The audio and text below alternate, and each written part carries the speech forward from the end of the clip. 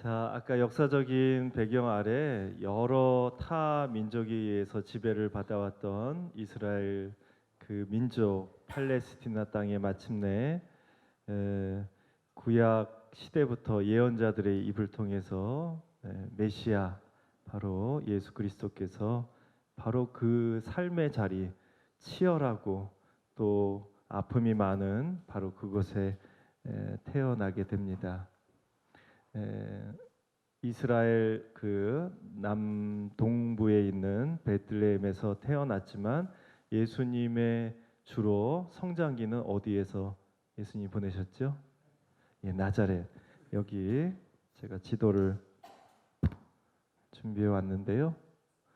예, 티베리아 호수, 갈릴레아 호수라고 하는 티베리아 호수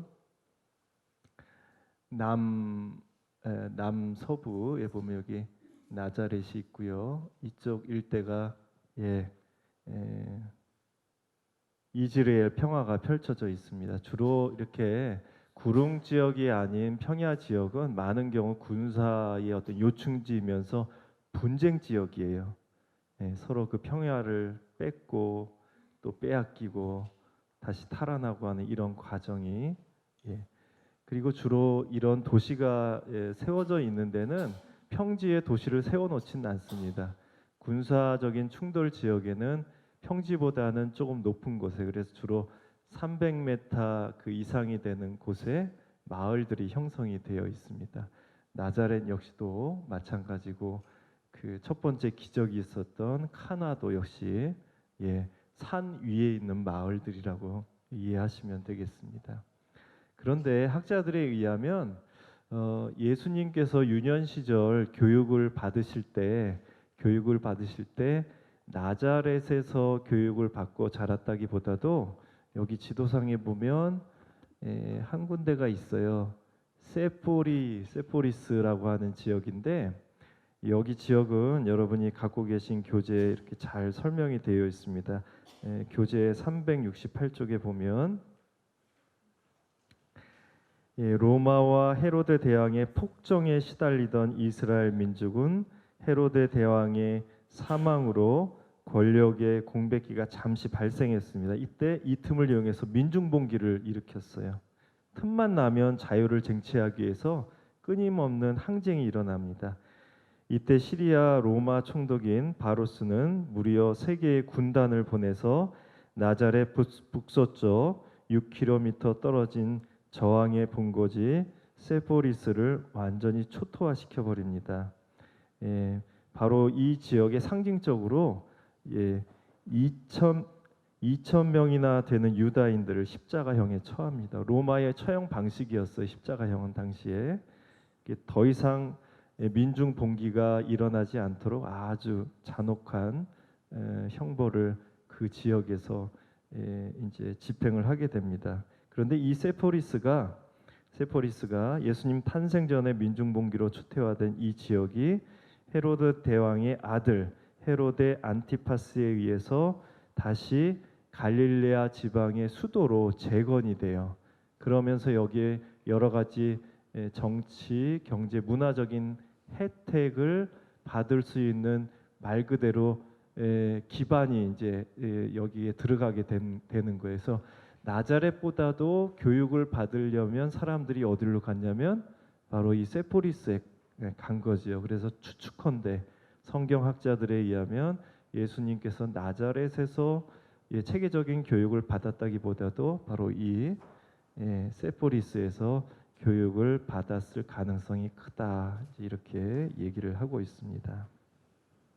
그럼 그 당시에 예수님께서 어떤 교육을 받으셨냐? 1차적으로는 가정에서 교육을 받습니다. 지금도 유다인들은 가정에서 밥상머리 교육을 받아요. 말 그대로 정신교육이고 예절교육이고 그 다음에 민족 정서교육으로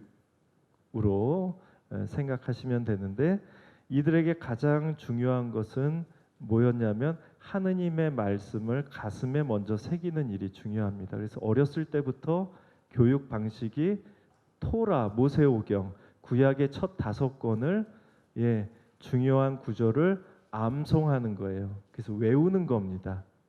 그것이 교육 방식이었어요.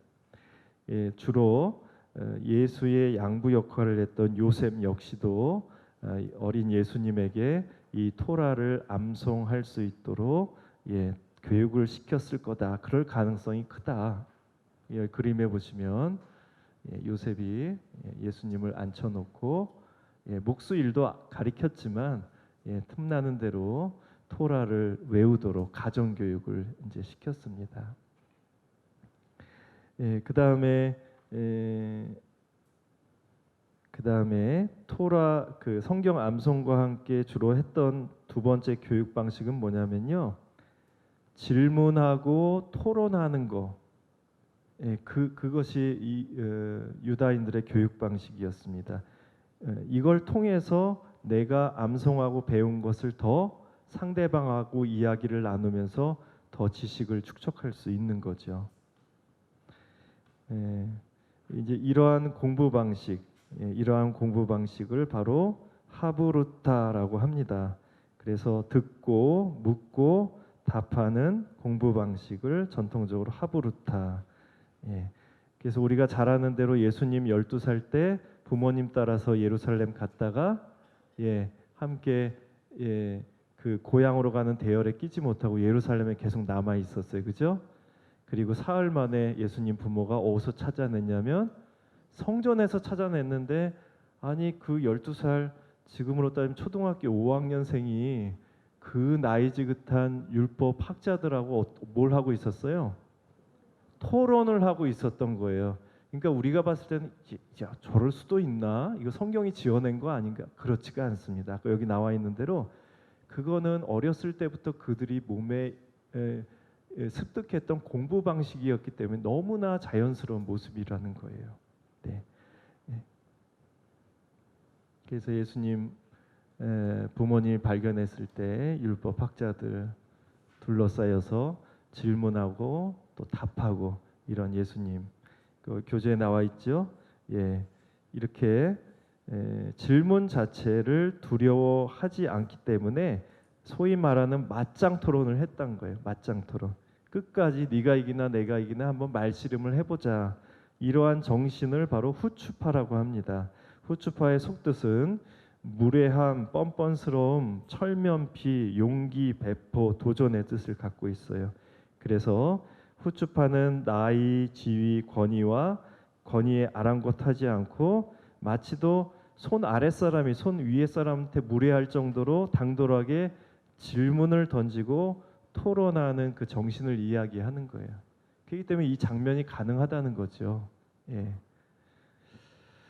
예수님이 나이가 지긋한 율법 학자들 사이에서도 기가 죽지 않고 당돌하게 묻고 자신의 의견을 펼쳐 보입니다. 루카복음 2장 46절 이하에 그 장면이 나옵니다. 여기 이제 조한영 신부님도 써놓은 대로 우리나라로 치면 저기 시골 산골 소년이 서울대 원로 교수들과 토론을 벌이는 것과 같다. 그리고 우리가 상식적으로 이렇게 그들이 유다인들이 공부 방식, 성경 암송, 그 다음에 하브루타, 토론하고 대화하고 그렇게 하는 거, 그 다음에 후추파, 맞짱 토론의 이런 정신, 이런 것을 바탕으로 해서 유다인들이 말로써 계속 전해 내려왔던 그 불문 율법이 있습니다. 실정법의 지위를 지녔던 건데 그걸 바로 미슈나라고 하는 율법입니다. 이것이 기원 후 160년경 아까 제가 지명으로 알려드렸던 세포리스에서 구전으로만 내려왔던 이 율법 미슈나를 이제 글로 남겨요. 처음 글로 남겨서 거기에다가 해설과 각주를 붙이게 된 것이 무슨 책이에요? 그게 바로 탈무드라는 책이에요. 유다인들의 일상의 지혜서라고 불리는 탈무드가 이렇게 해서 생겨난 겁니다. 탈무드의 그러니까 뿌리 전신은 뭐예요? 미슈나 율법이 되겠습니다. 또 거슬러 올라가다 보면 결국은 유다인들의 이런 공부 방법이 탄생해 놓은 결과물이 바로 미슈나이고 탈무드가 되는 거죠. 자, 예수님도 예, 이렇게 하부르타, 후추파, 그다음에 성경 암송 이런 것을 어렸을 때부터 이제 교육을 받고 나름 이제 지혜와 지식이 총명해집니다. 예. 그래서 예수님이 이제 30살쯤에서 이제 당신의 때가 됐어요. 당신의 때가 돼서 말 그대로 공생활, 공적인 생활을 시작하게 되는데 그 처음 출발지가 어디였죠? 예, 고향 나잘의 회당이었습니다. 회당. 여러분 혹시 성경 공부하면서 회당 예절 혹시 들어보신 적 있어요?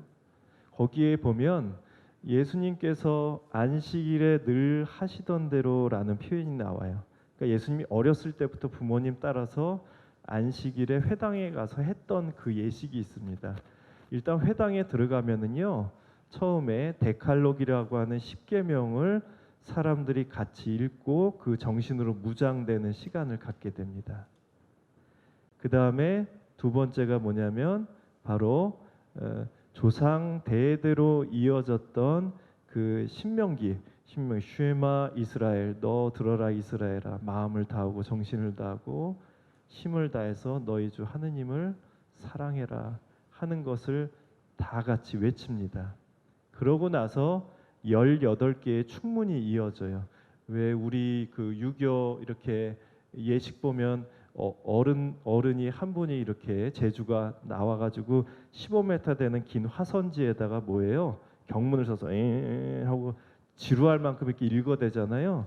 이스라엘 회당에도 마찬가지로 무려 18개나 되는 충문을 읽는 시간이 있습니다. 굉장히 지루해요. 길고.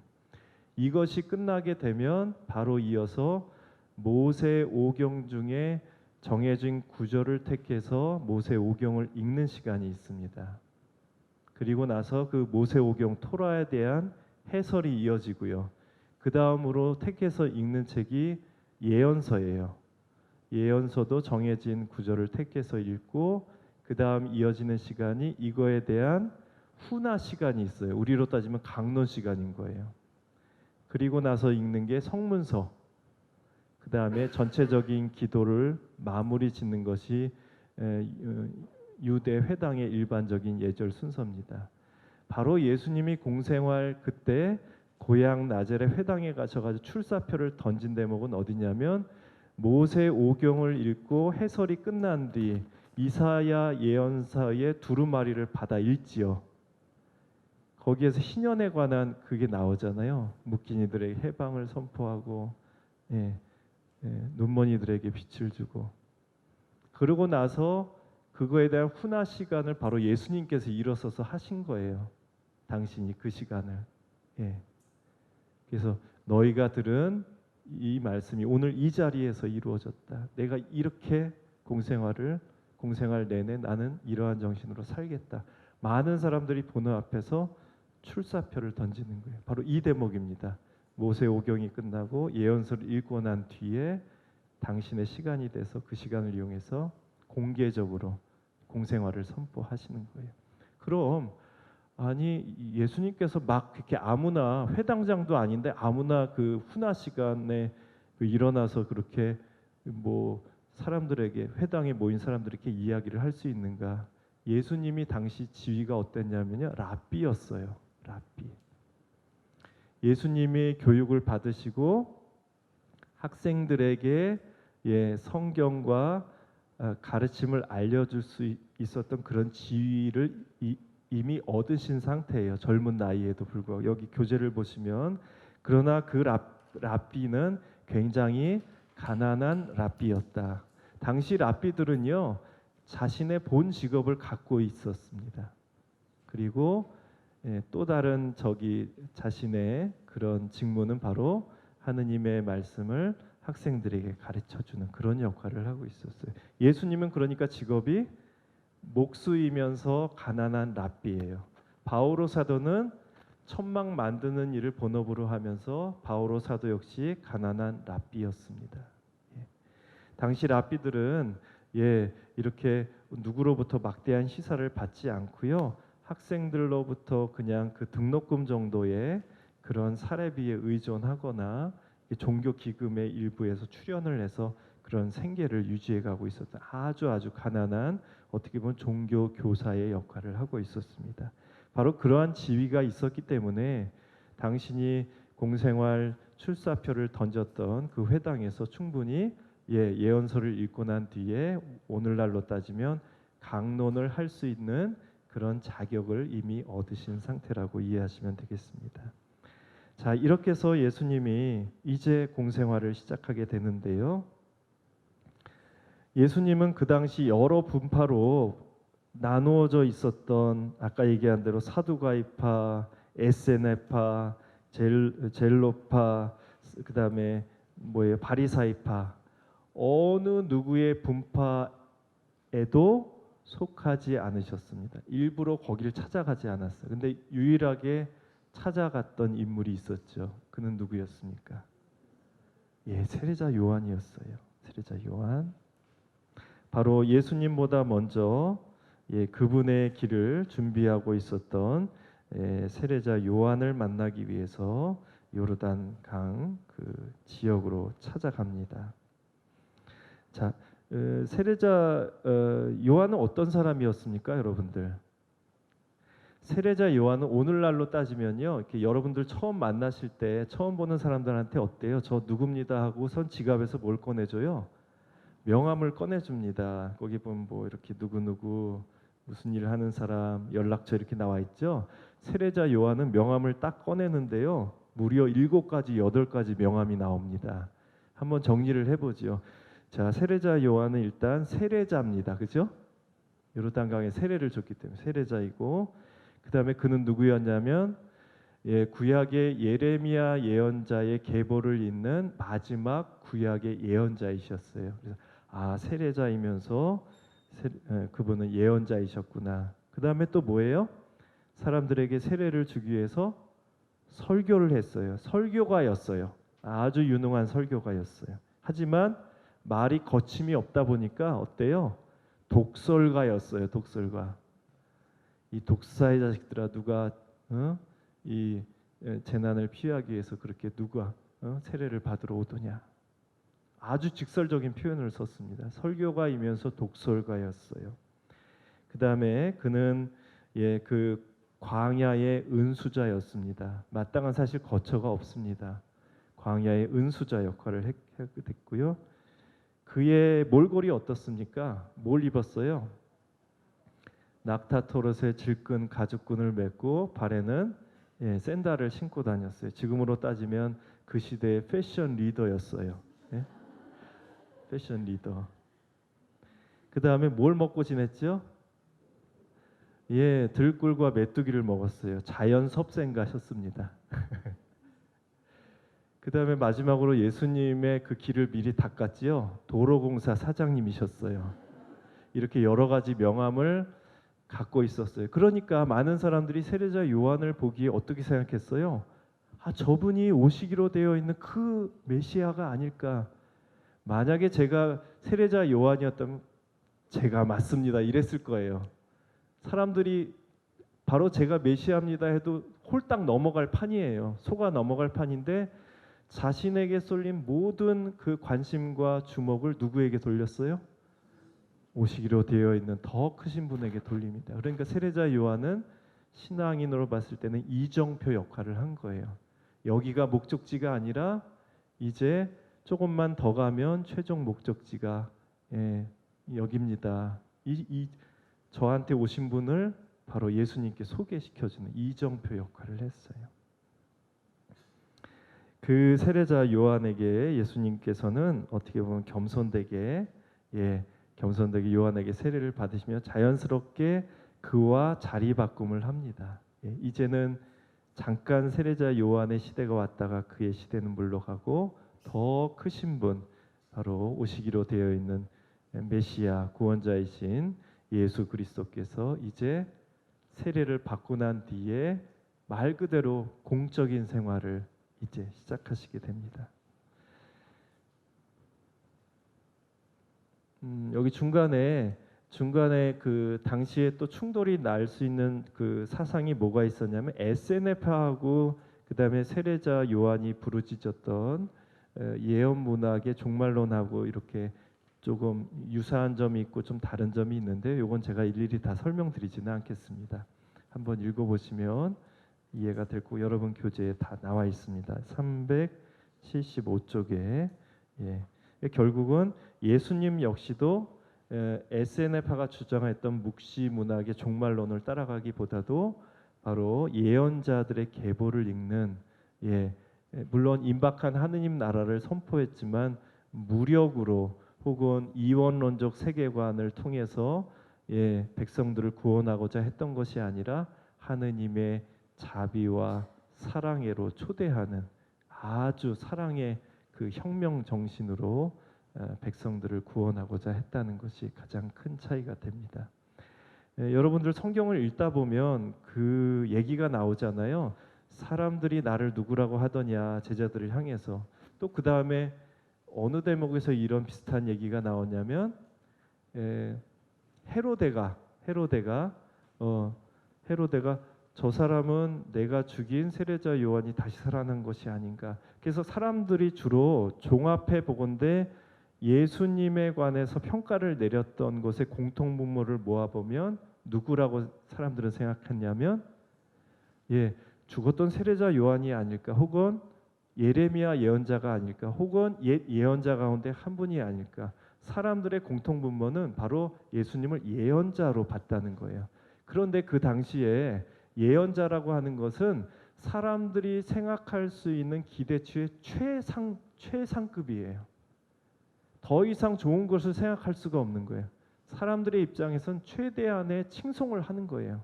예수님께 대해서 예언자라고 바라본 거는 그렇기 때문에 그건 정답이 아니야 라기보다도 민중의 입장에서 봤을 때는 최대한 예수님을 극존칭으로 생각할 수 있는 그런 이미지였다 하는 거예요. 참고적으로 그렇게 알고 있으시면 되겠고요. 여러분에게 이제부터 그 전체적인 맥락을 잡을 수 있는 공부 방법을 제가 좀 알려드리겠습니다. 이거 어디 가서 잘 안 알려드리는 건데요. 나중에 저한테 500원씩 내셔야 돼요. 자, 복음서를 관통하는 여기 여러분들 교재에는 나와 있지는 않습니다. 세 가지 큰 중심 맥락이 있어요. 복음서 그냥 저 밑바닥에 아주 묵직하게 흘러가는 세 가지 줄거리가 있습니다. 첫 번째는 이적과 기적을 통해 예수님의 하느님 나라 선포에 관한 그런 내용들이 있고요. 주로 이제 이적과 기적이니까 뭐예요?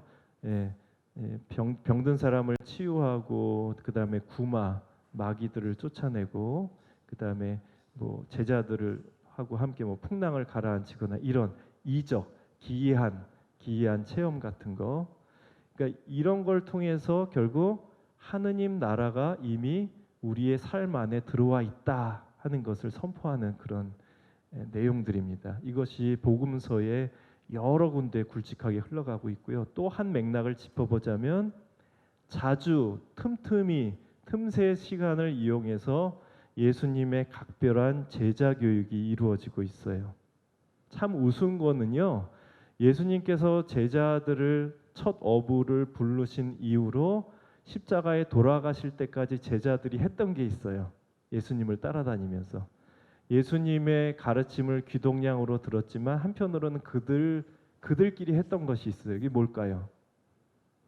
서열 다툼이었습니다. 제자들은 어떻게 보면 동상이몽을 하고 있는 거예요. 저 위대한 우리의 스승님께서 만약에 하느님 나라를 설립한다면 나는 분명히 왼쪽이나 오른쪽에 반드시 앉고 말 거야. 끊임없이 틈만 나면 제자들 가운데서 서열 다툼이 이루어집니다. 그때마다 예수님이 또 품에 안으시죠. 다 품에 데리고 그래서는 안 된다. 너희 가운데 첫째가 되고자 한 사람은 꼴찌가 돼야 되고 섬김을 받으려고 하는 사람은 오히려 섬기는 자 돼야 된다. 계속해서 끊임없이 제자들을 다시 한번 일깨워 주시는 대목이 곳곳에 나옵니다. 이것이 두 번째 굵직한 맥락이고요. 세 번째 맥락은 당신의 뜻과 생각을 달리하는 이들의 마음을 일깨워 주시는 대목이 굉장히 많이 나옵니다. 이거 어디서 많이 나옵니까? 당신의 뜻과 생각을 달리하는 이들. 첫 번째 누구겠어요? 바리사이들과 율법학자들하고 충돌하고 논쟁하는 장면에서 이 부분이 굉장히 많이 나옵니다. 그런데 예수님이 항상 그들과 싸움만 한 게 아니라 그들을 일깨워 주십니다. 비유를 통해서 본 정신을 일깨워 주시는 대목이 많이 나옵니다. 이 세 가지 중심 맥락은 특별히 공간 복음서의 대부분의 내용에 다 이 내용에서 크게 벗어나는 내용이 없어요. 그러니까 여러분이 세 가지 맥락만 머리와 가슴 속에 넣고 성경을 읽더라도 큰 도움이 되실 거예요. 아, 이게 이 대목이구나. 자, 이렇게 이거를 통해서 예수님의 이제 가르치심이 시작이 됩니다. 그래서 성경 전체를 우리가 읽고 일일이 해석할 수가 없으니까 먼저 첫 번째 해당이 되는 하느님 나라 선포 부분을 복음서 한 맥락을 좀 택해서 여러분에게 좀 이야기를 들려드리겠습니다. 많은 성경 구절이 있지만 제가 택한 구절은 마테오복음 8장 1절에 나와 있는 내용입니다. 이게 좀 흑백이라서 원래 칼라로 나와 있는데요. 이거는 1040년경 중세 베네딕토 이름을 알 수 없는 무명의 수도자가 그렸던 성경 필화의 한 그 커트예요. 이 이야기는 마테오복음 8장 1절 이하에 나와 있는 나병 환자를 고치신 예수님을 그려놓은 겁니다. 여러분 보시기에 오른쪽 하단에 나와 있는 이 사람이 바로 나병 환자이고요. 예수님이 있고 그 뒤에 두 남자가 있는데 이 두 남자는 바로 우리 교회를 상징하는 사도 베드로와 또 사랑의 상징인 사도 요한을 얘기합니다. 그리고 그 뒤에 여러 무리를 이루고 있는 군중이 따라오고 있습니다. 먼저 이 복음을 택한 이유는 여러 가지로 우리가 묵상해 볼 수가 있습니다. 먼저 여러분들 나병 환자 복음서 중간중간에 여러 대목에도 나와 있죠. 10명의 나병 환자가 찾아와서 치유를 받는 장면도 나오고 이제 이렇게 혼자 찾아와서 치유를 받는 장면도 나오는데 나병 환자가 어떤 사람들입니까? 한마디로 얘기하면 악성 피부병에 걸린 사람이에요. 악성 피부병. 지금은 의술이 발달해서 충분히 치료 가능하고 전염성의 위험도 없지만 당시 나병에 걸린 사람들은 유다 사회에서 함께 생활할 수가 없어요. 여러분들 올드 필름 배너라고 하는 그 영화를 보시면 배너의 어머니와 누이도 나병에 걸려서 저기 아주 황량한 어떤 구릉 지역에 움막을 짓고 그렇게 어둠 속에서 살아가는 그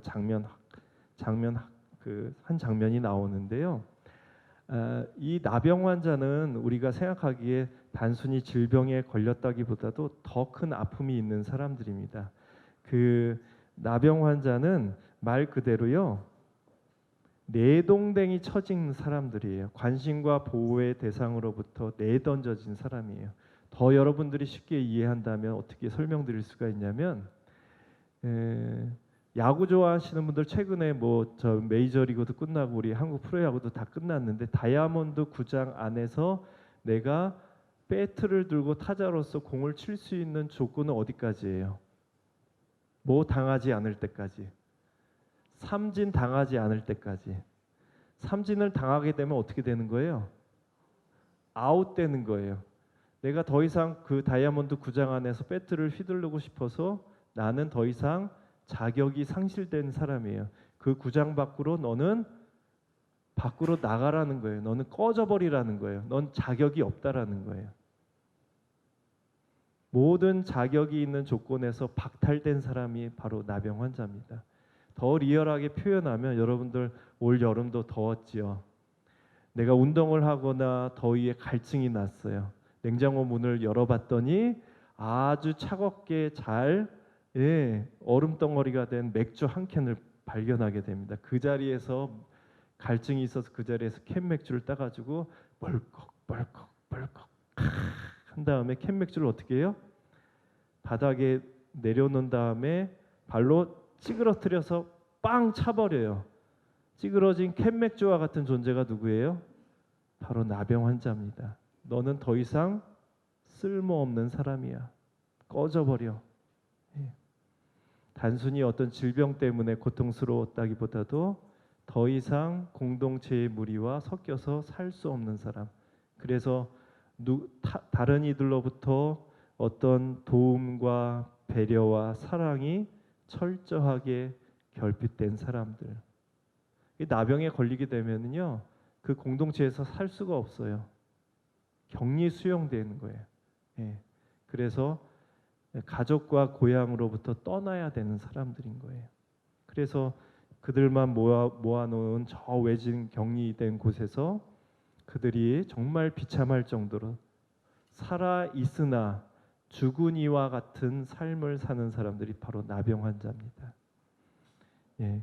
그래서 이 나병 환자는 그 나병 환자가 되는 순간부터 이러한 여러 조건이 비참함에도 불구하고 그들에게 부과된 의무가 있었어요. 어떤 의무가 있었죠? 예, 그들이 이제 격리되어 있는 곳에서 이제 이렇게 바람을 쐬려고 움막에서 딱 나오는데 한 500m에서 어떤 사람이 지나가는 게 보여요. 그럼 어떻게 해야 돼요? 거기다 대고 소리를 지르게 돼 있어요. 여기 나병 환자 있습니다. 돌아가세요. 이쪽으로 오면 안 됩니다. 부정을 타요. 저쪽으로 돌아가세요. 막 눈물을 흘리면서 외쳐야 돼요. 자신의 처지가 비참함에도 불구하고 정상인들을 위해서 그런 의무가 부과됐어요. 얼마나 비참합니까? 내가 그 입장이 된다면. 이게 바로 나병 환자의 바로 입장인 거예요. 그런 그가 용기를 내서 예수님이 오신다는 소식을 듣고 제 발로 격리에 수용된 곳을 벗어나서 예수님을 찾아옵니다.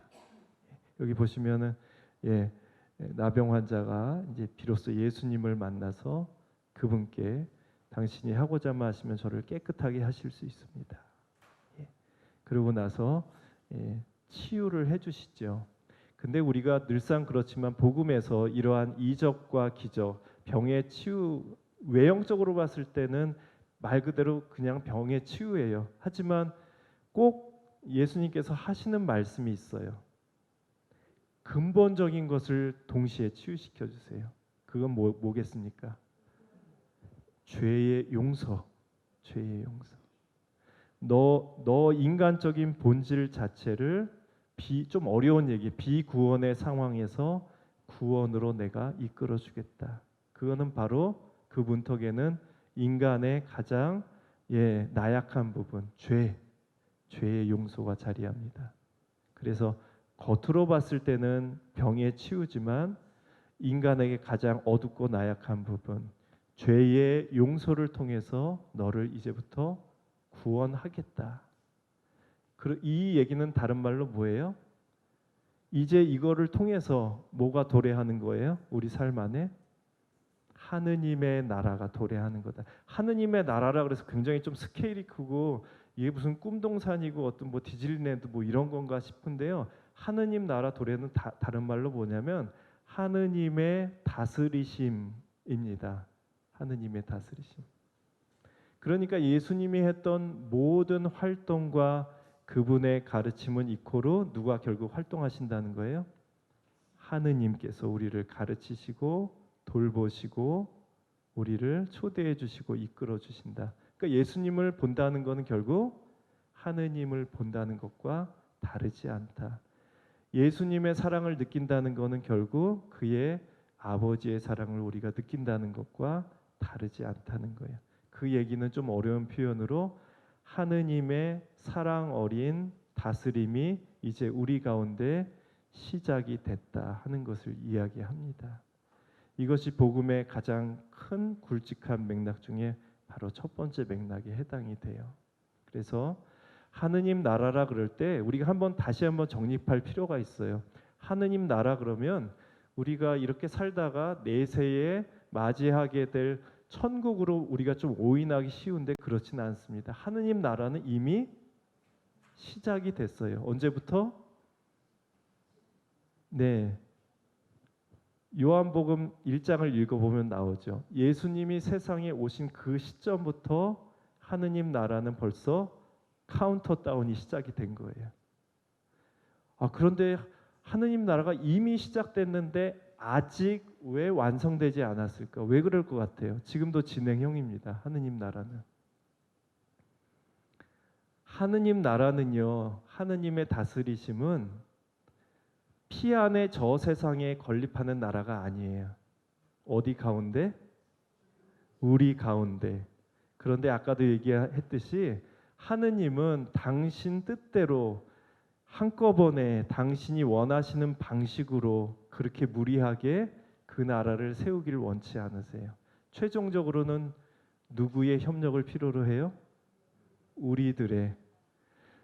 하느님께서는 이미 우리에게 손을 내미셨어요. 그 나라를 함께 건설하자고. 그런데 우리가 어때요? 아이고, 저 바빠요. 저 아직 준비가 안 됐어요. 계속 2000년 그 이후로 계속 우리가 유예를 시키는 거예요. 예. 우리가 예스만 하면 되는데, 우리가 한 마음으로 그렇게 합시다 결단을 내리고 하면 되는데, 여러 가지 우리한테 이유가 붙는 거예요. 바빠서 할 수 없고, 준비가 덜 됐고, 나는 관심도 없어요. 하느님 나라요? 나는 그냥 이렇게 살다가 죽을 때 정도에 좀 생각해 보겠습니다. 하느님께서는 우리에게 그럼에도 불구하고 계속 시간을 주시는 거예요. 그래서 그 날과 그 시간은 아무도 몰라요. 하느님 완성의 시간은. 하지만 분명히 하느님 나라의 완성의 때는 언젠가는 찾아옵니다. 하여튼 예수님께서 우리에게 오시면서 가장 큰 가르치심, 하느님의 다스리심이 우리 가운데 이미 시작이 됐다. 예, 여기에 여러분들 교재에도 나와 있지만, 도둑의 비유는 결국 하느님 그 다스리심에 관한 이야기를 하고 있는 거예요. 그 제일 확실한 표현은 여기 두 번째, 가정법 완료. 도둑이 밤 몇 시에 올지 집주인이 알았더라면 깨어 있으면서 도둑이 자기 집을 뚫고 들어오도록 내버려 두지 않을 것이다. 그러니까 결과적으로는 들어왔다라는 얘기예요. 그렇죠? 이 얘기는 뭐냐면 하느님 나라가 이미 시작이 됐다. 우리의 삶의 영역을 비집고 하느님 나라는 이미 카운터다운이 됐다 하는 얘기입니다. 자, 두 번째로 아까 두 번째 굵직한 맥락이 뭐라 그랬어요? 예수님의 각별한 제자 교육이라 그랬습니다. 저는 이 맥락을 설명하면서 루카복음 5장 1절의 말씀을 택합니다. 루카복음 5장 1절의 본문을 택했어요. 첫 어부를 부르시는 그 장면인데요. 상황은 어떻습니까? 갈릴레아 호숫가에 예수님이 함께 하느님 나라를 건설하기 위해서 동업자들이 필요해요. 혼자서는 힘에 부칩니다. 우리 한국 정치판도 마찬가지잖아요. 혼자서 무소속으로 하기에는 역부족인 것들이 너무 많아요. 그러니까 사람들이 뭘 형성해요? 정당을 형성합니다. 그랬듯이 예수님 역시도 사랑의 혁명을 일으키기 위해서 이 정신에 함께 동조할, 이 여정을 함께 갈 제자들을 부르십니다. 가장 먼저 찾아갔던 곳이 바로 갈릴레아 호숫가였어요. 갔는데 상황이 어떠냐면 이른 아침이었어요. 이미 그 눈여겨봤던 어부들이 상당수가 아침에 그 그물질을 끝내고 들어와서 배하고 그물을 손질하고 있었어요. 근데 이제 사람들을 가르치기 위해서 바로 시몬의 배에 오르시지요. 그리고 나서 무태서 조금만 띄워달라고 부탁을 합니다. 그리고 나서 배에 앉으셔서 사람들을 가르치시는 장면이 나와요. 근데 사실 예수님의 의도는 어디에 있었냐면 바로 점 찍어둔 그 어부들의 더 큰 관심이 있으셨어요. 우리가 이것을 놓치게 되면 그 다음 이어지는 말씀이 뭐가 나오냐면 가르침을 끝내고 나서 깊은 데로 저어가 그물을 내려 고기를 잡아라 하고 어부들에게 명령하는 장면이 나옵니다. 아니 오늘 생전 처음 본 사람이 어부인 나한테 새벽녘까지 허탕을 치고 들어와서 지금 기분도 안 좋은 데다가 몸도 천근만근인데 아니 이 사람이 깊은 데로 저어가 또 그물질을 시켜요. 그 정상인 같으면 순순히 그 얘기를 듣겠습니까? 근데 그 틈새 행간을 읽어보면 어때요? 이미 예수님께서는 그 어부들을 염두에 두고 사람들을 가르치는 장면이 나옵니다. 시몬이 같이 배에 오르면서 이미 예수님의 가르치심에 대해서 귀동냥을 들었어요. 나도 모르게 예수님의 가르침에 어부인 나 역시도 쏙 빠져들고 맙니다. 예. 그 다른 사람과는 틀린 그 감동적인 가르침을 듣고 이제 그 큰 스승같이 보였던 그분께서 오늘 처음 만났지만 그분이 깊은 데로 가서 그물을 내려 고기를 잡으라 했을 때 순순히 그 말씀에 따릅니다. 하지만 저희들이 밤새도록 허탕을 쳤는데 될 수 있을까요? 이런 반문은 합니다. 인간이기 때문에. 근데 결과는 어떻게 됐어요? 엄청나게 많은 고기를 잡고 이 사람이 두려움에 사로잡힙니다. 저는 너무나 부족하고 죄 많습니다. 그랬더니 예수님께서 시몬과 그의 동생 그다음에 제베데의 두 아들들에게 얘기를 하죠. 그들만의 방식으로 그들을 부르시는 거예요. 이제부터 너희들은 사람 낚는 어부가 될 거다. 예수님의 이런 표현도 너무나 멋진 거예요. 너 나하고 같이 하느님 나라 건설하자 생뚱맞게 이렇게 한 것이 아니라 그들에게 익숙한 용어로 그들에게 익숙한 표현으로 그렇지만 굉장히 문학적이죠. 사람 낚는 어부로 만들어 줄게. 나와 함께 하자. 여러분들 이 세상에 위대한 스승들이 굉장히 많습니다. 이 세상에 스승을 크게 네 부류로 나눠요. 첫 번째 스승은 누구냐면 말을 잘하는 스승입니다. 청산유수예요. 말을 잘하는 스승이고요. 이렇게 말 잘하는 스승은 대개는 남을 잘 가르쳐주는 스승하고도 많이 연결이 됩니다.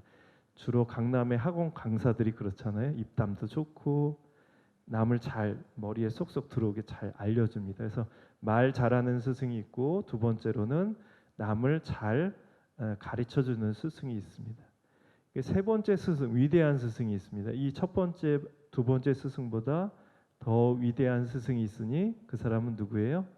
말보다는 행동이 먼저 앞서는 스승이에요. 천마디 만마디 말보다는 자신의 몸을 움직여서 직접 모범을 보이는 그런 위대한 스승이 있습니다. 그런데 이 세 번째 스승보다 더 위대한 스승이 있어요. 누굴까요? 뭐 하는 스승이에요?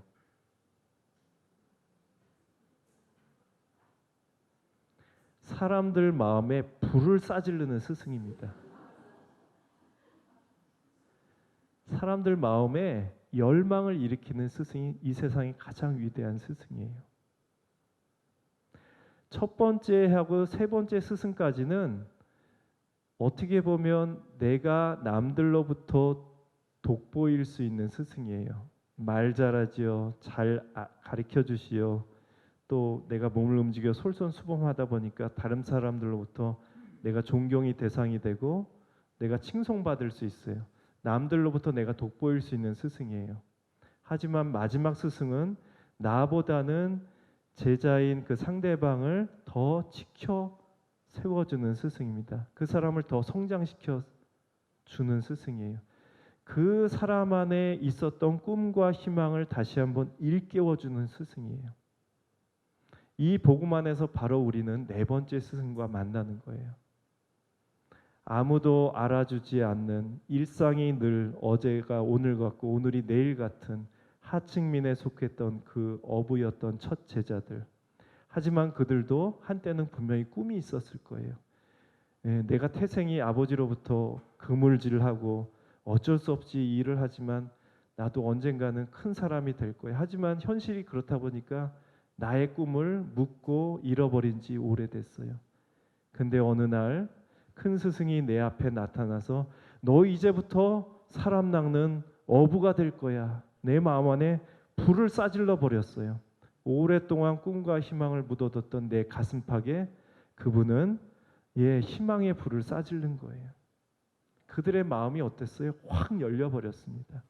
그래서 예수님의 부르심에 그들은 아무 미련도 없이 그 자리에서 그물과 배와 아버지를 다 남겨두고 온전히 예수님을 따라 나서게 됩니다.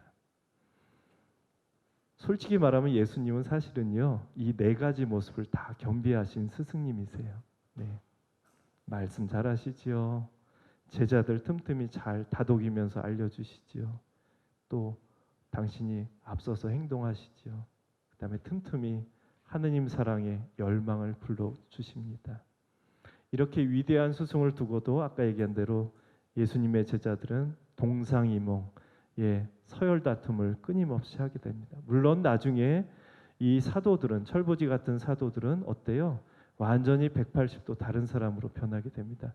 그 대목에서 바로 예수님 부활 체험을 하게 됩니다. 이 부활 사건 이후로 그 이전과 이후의 제자들의 모습은 완전히 새로운 사람들로 변화되게 됩니다. 이게 오늘 9시까지인가요? 아이고, 이 시간이 많이.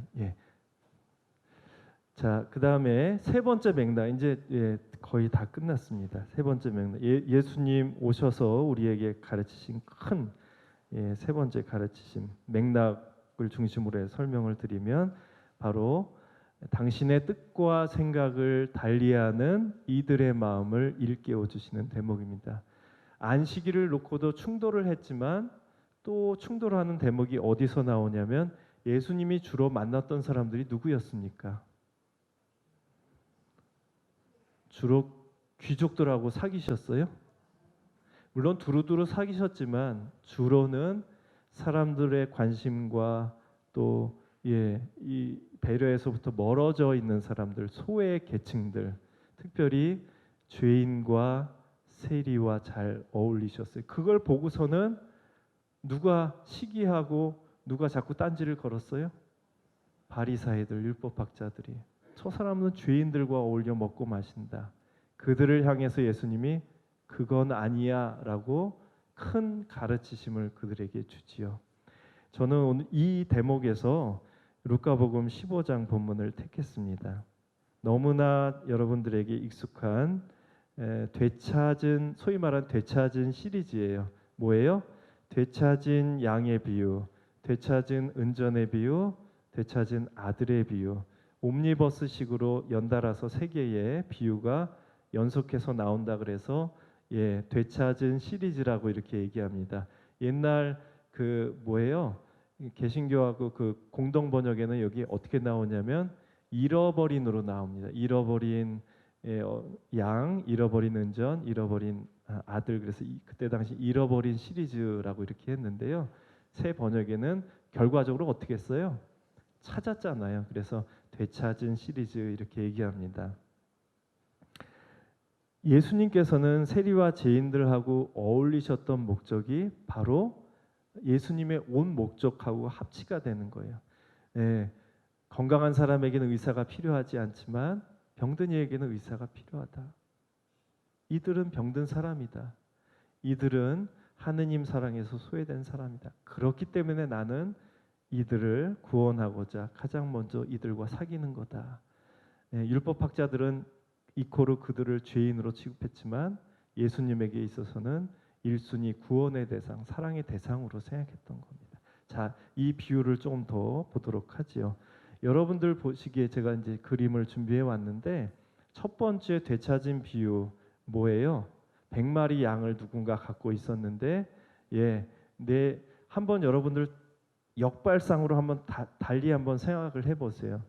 내 울타리 안에는 아직까지도 99마리의 양이 있습니다. 내 지갑 안에는 아직도 짤랑거리는 9개의 은전이 있어요. 또 내 곁에는 말썽 많은 작은 아들이 아니라 듬직하게 아버지인 내 곁을 지키고 있는 큰 아들이 있습니다. 이 정도 되면 아쉬울 게 없는 거 아니에요, 여러분들? 내가 잃어버린 건 그까짓 거 100 중에 하나예요. 10개의 은전 가운데 고작 한 입밖에 난 잃어버리질 않았어요. 물론 두 아들이 있긴 하지만 내 곁에는 큰 아들이 아직까지도 내 곁을 지키고 있어. 뭐가 아쉽길래 그 하나 때문에 내가 전전긍긍할 필요가 뭐가 있겠습니까? 그렇잖아요. 거꾸로 잃어버린 하나가 아니라 내 수중에 있는 걸 생각해 본다면 99대 1, 10대 1. 그다음에 큰아들 작은아들로 따지면 큰아들이 아직까지 장남이 내 곁에 있어요. 뭐가 아쉽습니까? 근데 우리들이 많은 경우에 우리들 이렇게 성인들 같은 경우에는 숫자에 많이 익숙해져 있어요. 숫자에.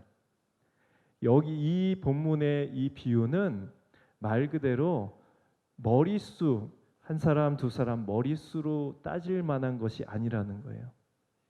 바로 그 잃어버린 한 마리 양, 잃어버린 은전의 한 입, 철부지처럼 집을 뛰쳐나간 작은 아들 그 한 사람은 바로 머릿수 하나가 아니라 뭐예요? 예수님에게 있어서는 잃어버린 내 온 전체인 거예요. 결코 포기할 수 없는 잃어버린 내 온 전체라는 거예요. 그렇기 때문에 오늘도 나는 잃어버린 온 전체를 향해서 산과 들로 나는 헤맵니다. 나는 잃어버린 온 전체 그 한 입을 찾기 위해서 먼지 쌓인 방바닥을 오늘도 쓸고 다녀요. 나는 잃어버린 나의 분신 온 전체 그 작은 아들을 위해서 나는 오늘도 동구밭 어귀에 나가서 언제 오려나 나는 기다리고 있는 거예요. 이게 예수님의 마음이라는 거예요.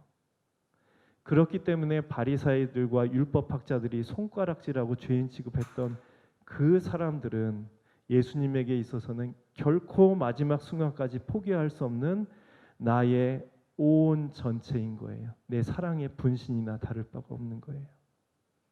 이게 예수님의 마음이고 이게 동시에 하느님의 마음인 거예요. 결코 난 너를 포기할 수 없어. 나는 한시도 너를 잊은 적 없어. 이것이 바로 율법학자 바리사이들에게 큰 깨우침을 준 예수님, 바로 사랑의 큰 가르침이 되겠습니다. 오늘 여러분들 주일 미사 참례하셨잖아요. 오늘 이 마지막 맥락하고도 연결이 돼요. 오늘 뭐였어요? 루카복음 19장 1절에 세관장 자케오였잖아요. 오늘 요 마지막 묵상만 하고 오늘 이 강좌를 마무리하도록 하겠습니다. 자케오는요, 세리였다가 조금씩 지위가 올라가서 마지막에는 그 전체를 관장하는 세리들의 장 역할을 하고 있었어요. 세리들이 어떤 사람입니까? 동족의 혈세를 걷어서 누구한테 바쳐요? 이민족에게 그 세금을 헌납하는 사람들이에요. 같은 유다인의 입장으로 봤을 때는 이건 돌에 맞아 죽어도 찍소리 못할 대역죄인인 거예요. 내가 그 직업을 택하는 순간에 나는 자동적으로 죄인으로 사람들 앞에서 길을 펴지도 못하고 살 수밖에 없는 그런 숙명적인 그런 입장에 있는 사람이에요. 근데 우리가 이 잘 아는 자케오의 이 이야기를 봤을 때 자케오가 돈 많은 세관장이었고 그날따라 예수님을 보기 위해서 나도 그 유명한 인물 예수님을 보기 위해서 이 신체적인 조건이 일단 깨금발로 해도 어깨 넘어 볼 수 없을 정도니까 성인임에도 불구하고 한 초등학교 4학년 정도 신체를 가지고 있었다 그러죠. 그 정도 신체이기 때문에 충동적으로 그걸 극복하기 위해서 무화과 나무 올라갔다라고 우리가 묵상하기 쉬운데요. 이 본문을 깊이 있게 묵상하다 보면 결코 자케오는 그날 충동적으로 이 행동을 하진 않습니다. 그는 오래전서부터 자신의 길을 준비해 왔어요. 예수님 공생활 시작할 때부터 여러 채널을 통해서 예수라는 분의 활약상을 다른 사람의 입담을 통해서 그다음에 소문을 통해서 이미 예수님에 관한 상당 부분을 자케오는 듣게 됩니다. 그리고 나서 자케오는 자신의 삶을 되돌아보게 되죠. 내가 언제까지 다른 사람들로부터 손가락질을 받으면서 이 생활을 해야만 되는가? 나에게 기회가 찾아온다면 적어도 예수님이라는 저분 앞에서는 내가 이 삶을 언젠가는 청산하리라. 그는 자신의 삶에 대해서 나름대로 준비를 하고 있었던 사람들이에요. 왜냐하면 세리뿐만 아니라 세관장의 역할 정도를 했다면 사람들이 많은 공공의 장소에는 절대로 나갈 수가 없어요. 사람들이 많이 모인 데는 나가봤자 본전도 못 못 찾아요. 이 죄인인 놈이 어디서 여기 그냥 나올 수가 없어요. 그런데 그날 사람들이 군중이 밀집해 있는 그 공공의 장소에 이 사람이 자케오가 용단을 갖고 그 자리에 나갑니다. 더군다나 많은 사람들로부터 주목이 될 수 있는 기이한 행동을 하지요. 돌 무화과 나무 위에 올라가면 쉽게 사람들 눈에 띌 수 있는 거예요. 그런 일을 충동적으로 했겠습니까? 이거는 평소에 그 사람이 각오를 하고 결심을 했던 것을 바로 그날 실행에 옮깁니다. 여기에 회소향대라는 그런 말이 아주 잘 어울립니다. 이 말은 뭐냐면 작은 것으로 눈을 돌리면 비로소 큰 것을 향해 나아갈 수 있다라고 하는 얘기예요. 회소향대. 바로 세관장 자케오는 그날 회소향대의 삶을 살기로 결심하고 그 행동을 결행하게 됩니다. 마침 그곳을 예수님께서 지나간다는 이야기를 듣고 이 평소에 준비하고 언젠가는 이 삶을 청산하리라. 이 세리의 삶을 청산하리라. 그리고 그날 용기를 갖고 사람들이 많이 밀집해 있는 그 예리코 광장으로 나갑니다. 그리고 예수님을 보기 위해서 안간 힘을 쓰지요. 돌무화과 나무 위로 올라갑니다. 먼 발치에서라도 그분을 보고 싶었던 거예요. 그런데 그렇게 보고 싶었던 그분이 점차 누구 쪽으로 향해 와요? 돌무화과 나무 우스꽝스럽게 매달린 자신의 바로 눈앞에 예수님께서 다가오시는 거예요. 많은 사람들의 눈이 자케오와 예수님에게로 쏠립니다. 모든 사람 앞에 다 자신의 모습이 드러나는 거예요. 손가락질 했겠죠. 수군댔겠죠, 사람들이. 예수님도 봤지만 그 대역죄인인 백성의 혈세를 뜯어다가 이 민족에게 바치는 그 역할을 하고 있는 세관장 자케오를 저 녀석. 근데 예수님은 그를 어떻게 했어요? 잃어버린 나의 온 전체인 너 자케오야, 고생했다. 어서 내려오너라. 여기서 내려오너라 하는 것은 무화과 나무에서 내려와라 하는 물리적인 명령도 될 수 있겠지만 달리 묵상하다 보면 그래 자케오야, 너의 이제까지 모든 삶을 내려놓고 자유롭게 내 품 안으로 들어와라 하는 예수님의 초대입니다. 복음은 무화과 나무에서 내려온 자케오는 기쁘게 예수님을 자기 집에 모셨다라는 표현이 나옵니다. 그리고 나서 폭탄 선언을 하지요. 자케오가 일어서서 공표를 하는 거예요. 많은 사람들이 보는 앞에서. 이 공표는 더 이상 내가 한 말을 되돌릴 수 없다는 걸 얘기해요. 무엇을 얘기했습니까? 주님, 제 재산의 반을 가난한 사람들을 위해 내놓겠습니다. 아까 얘기했던 그 이스라엘의 불문율법 미슈나에서 보면 여기 여러분들 교재에도 나와 있잖아요. 사람들이 전 재산을 바칠 수 있는 최대 양이 뭐라 그랬어요? 5분의 1이라 그랬어요. 자기 재산의 5분의 1은 1만 바쳐도 전 재산을 바친다는 거였어요. 근데 자케오는 반을 뚝 잘라서 제 재산을 내놓겠습니다. 그래서 뒤이어서 나오는 말이 뭐예요? 제가 남을 속여서 횡령한 것이 있다면, 옛날 복음 해석에 남을 등쳐먹은 것이 있다면 네 곱절로 갚겠습니다. 나머지 재산의 반을 그걸로 기어갖겠다는 거예요. 그러니까 결국은 전 재산을 내놓겠습니다 한 뜻이에요. 그 얘기는 속뜻은 뭐예요? 이제 세리와 같은 이런 삶을 다 청산하겠습니다, 주님. 다 이 삶을 제가 내려놓고 완전히 다른 삶을 살겠습니다. 대소향대의 삶을 살겠습니다. 당신 앞에서 저는 오늘 이 자리에서 저는 서약합니다. 그만이 할 수 있는 그만의 방식에, 그만의 표현에 뭐예요? 신앙 고백이에요. 그가 할 수 있는 신앙 고백. 다 내려놓겠습니다, 주님. 당신께서 원하시는 삶으로 저도 이제부터 자유롭게 살겠습니다. 그랬더니 예수님이 오늘 이 집안도 아브라함의 자손이 구원을 받았다 하시잖아요. 잃어버린 어린 양, 나의 온 전체 한시도 잊은 적이 없고 포기할 수 없는 너를 오늘 자케오를 만나서 그를 하느님의 자녀로 품어주시는 감동적인 오늘 여러분들이 주일을 함께 이 말씀을 통해서 오늘 만나시게 됐습니다.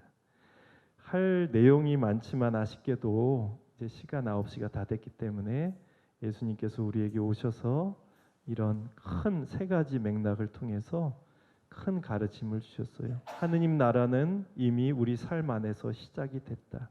중요한 것은 우리가 거기에 대해 초대에 대해서 우리가 응답을 드려야 하겠다. 그 다음에 우리 역시도 예수님의 제자들이에요. 그죠? 우리의 인간적인 욕구와 예수님께서 우리와 함께 하자는 길이 늘 우리 삶 안에서 끊임없이 충돌이 일어나요. 말 그대로 영적인 우리 삶 안에서 영적인 투쟁이 늘 있습니다. 그때마다 다시 한번 예수님 사랑의 가르치심을 듣고 내가 나의 욕망의 길을 갈 건지 예수님 사랑의 초대의 길을 갈 건지 우리가 의지적으로 선택하는 것만이 우리에게 남아 있습니다. 또 마지막으로 비록 내가 욕망의 길을 간다 하더라도 예수님은 그런 나를 한시도 포기한 적 없습니다. 나는 결코 너를 잊지 않겠다. 너를 사랑해서 배제하지 않겠다. 예수님 마지막 순간까지 우리에게 사랑과 자비의 기회를 주시는 분입니다. 이 역시도 우리의 의지적인 아까 말 그대로 회두만이 나왔어요. 가는 길을 멈춰서서 다시 하느님께 내 삶 온 전체를 향하는 대소향대의 삶만이 우리에게 남아 있습니다. 그래서 여러분들이 지성적으로 이 강좌를 통해 배운 바도 있지만 오늘 이 전체 강좌가 더하기 플러스 영성이잖아요. 그래서 중요한 것은 이러한 예수님의 가르치심을 내 삶 안에서 어떻게 내가 실천하고 표현할까 하는 그런 영적인 과제가 우리에게 남아 있다는 거 말씀드리면서 3시간에 걸쳐서 지루한 저의 강의 들어주셔서 감사드립니다. 고생하셨고요. 편안하게 집에 잘 안착하시기 바랍니다. 마친 기도로 영광송 바치겠습니다. 성부와 성자와 성령의 이름으로 영광이 성부와 성자와 성령께 성부와 성자와 성령의 이름으로 아멘. 감사합니다.